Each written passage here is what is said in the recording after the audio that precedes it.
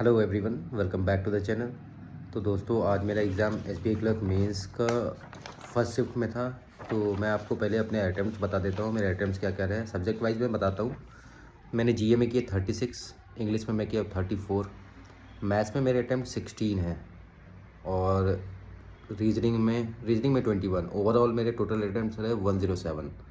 ठीक है। अब वो जीए तो मैंने 36 कर लिया दोस्तों, लेकिन उसमें से कुछ क्वेश्चन गलत भी निकले हैं और अभी मैं घर आकर के चेक भी किया तो मुझे समझ में आया कि हाँ, कुछ क्वेश्चन गलत है। लेकिन हाँ, मतलब अगर जीए में मेरे मार्क्स देखो तो कट के भी 18-19 आ रहे हैं।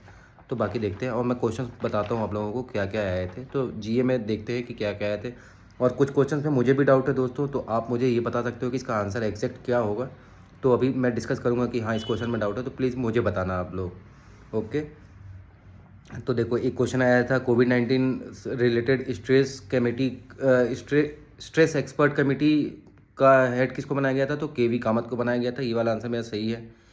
अब देखो, आरआरबी जो मतलब किस किस यूटीज़ में आरआरबी हैं, आरआरबी बैंक। तो मेरा आंसर मैंने इसमें टिक किया था जम्मू कश्मीर, लद्दाख एंड पुदुचेरी।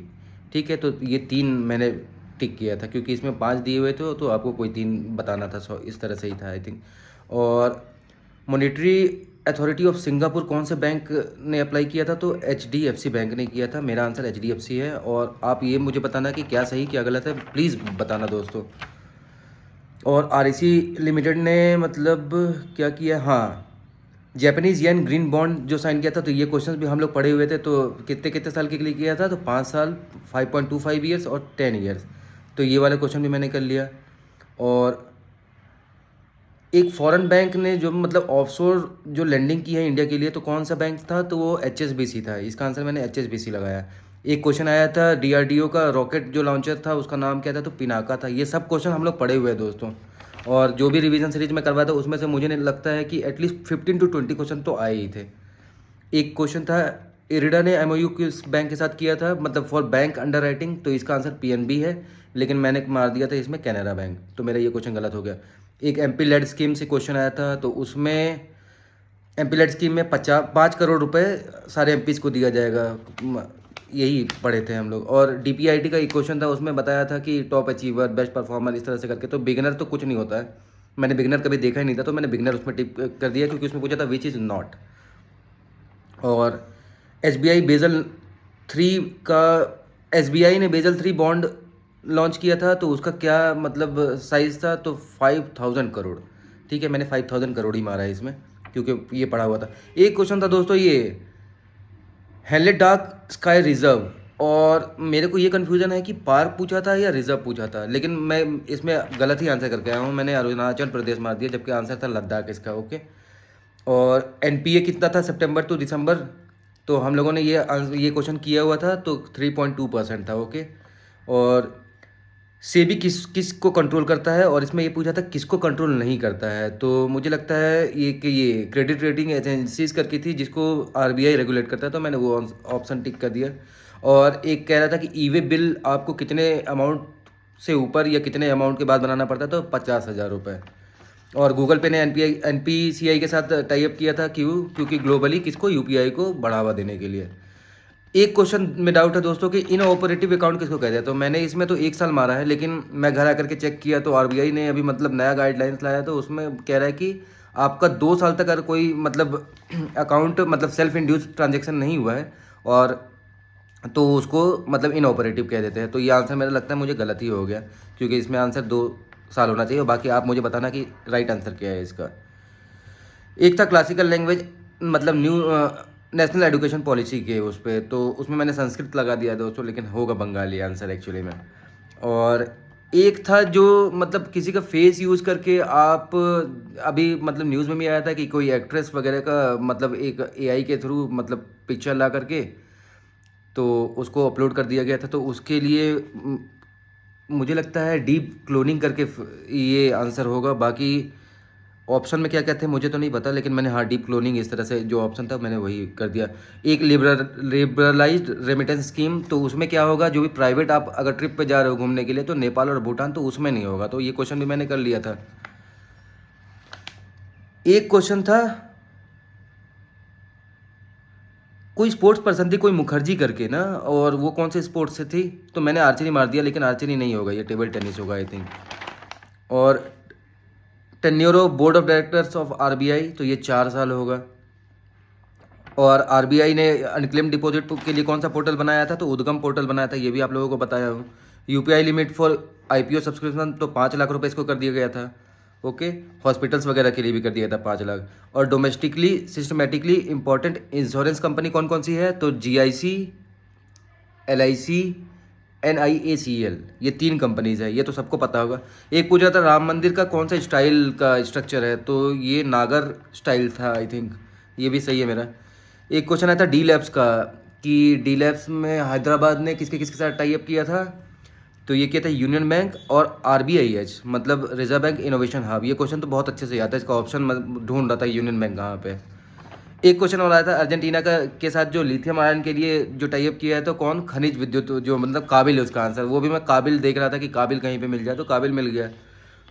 एक क्वेश्चन और आया था, इसमें आप मुझे बताना कि इसमें मुझे डाउट है थोड़ा सा। जैसे एक क्वेश्चन पूछा था कि स्मॉल फाइनेंस बैंक 12 है, PSBs 12 हैं, एक लोकल एरिया जो बैंक होते हैं वो 3 लिखा हुआ था, तो मैंने उसको ही टिक किया कि 3 नहीं 2 हैं शायद वो। और RRB 43 है हमारे यहाँ। तो इसमें आप लोग बताना कि इसका आंसर क्या होगा, क्योंकि इसमें मुझे डाउट है। तो इतना ही क्वेश्चन दोस्त मैं रिकॉल कर पाया कि 29-30 रिकॉल किया हूँ मैं, किया तो 36 हूँ, लेकिन इस 29 में से भी मुझे कुछ नहीं भी तो 10 हाँ 10 क्वेश्चन गलत मिल गए हैं। और बाकी अब 7 क्वेश्चन और जो उसमें अगर 2-3 सही हो गए तो मैं 20 के अराउंड तो पहुँच जाएंगे मुझे लगता है। और बाकी इंग्लिश बहुत इजी आया था, इंग्लिश में मैंने 34 अटैम्प्ट किए हैं, और मैंने जो क्वेश्चन छोड़े मैं वो आपको बताता हूँ। एक पैसेज आया था 7 नंबर का, एक पैसेज आया था 8 नंबर का। 7 नंबर वाला जो था तो वो मिलेट कल्टीवेशन को लेकर के था, वो बहुत ईजी था, उसको 7 के साथ कोई भी बना सकता है और बनाया ही होगा। और दूसरा वाला जो आया था उसमें क्या दिया था उसमें तो याद भी नहीं है मुझे, उसमें से मैंने लगता है मुझे 1 या 2 क्वेश्चन टिक किया है। और एक जो ग्रामेटिकल एरर वाला था आपको बताना था, वो क्वेश्चन मैंने किया ही नहीं, 2 क्वेश्चन थे, मैंने वो 2 क्वेश्चन स्किप किया।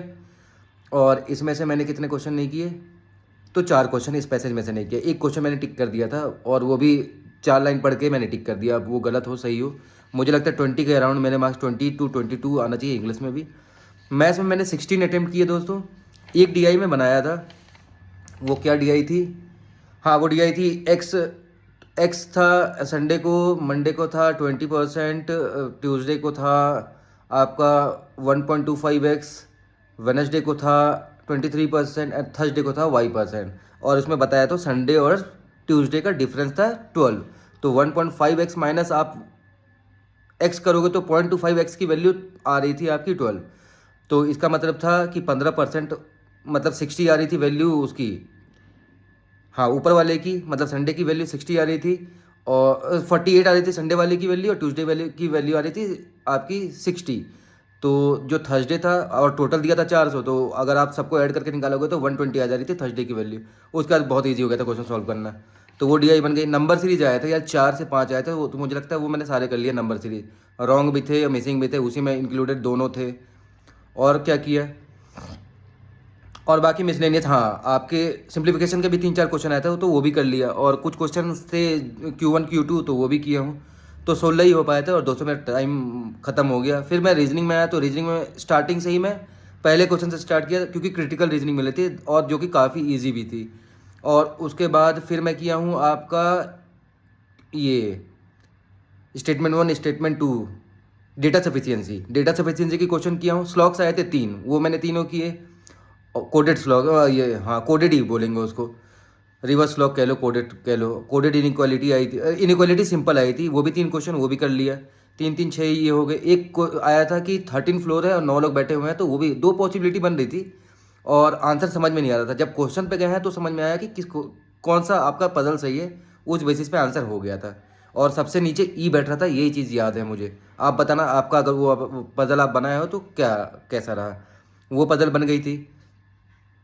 एक क्वेश्चन और आया था कि कुछ नंबर्स दिए हुए थे, उसमें से ये कह रहा था कि जो भी मतलब रिपीट आप डिसेंडिंग ऑर्डर में लगा दो, और जो भी नंबर रिपीट मतलब अपने आप अनचेंज पोजीशन पे उसको आप डिलीट कर दो, और उसके बाद जो भी ऑड नंबर है उनका सम कर लो, और जो भी इवन नंबर है उनका सम कर लो, और उन दोनों का डिफरेंस बताओ। तो डिफरेंस आया था 7, 19 - 12 आ रहा था। 19 आई थी ऑड की वैल्यू, और इवन की वैल्यू आई थी 12, तो आंसर वॉज 7।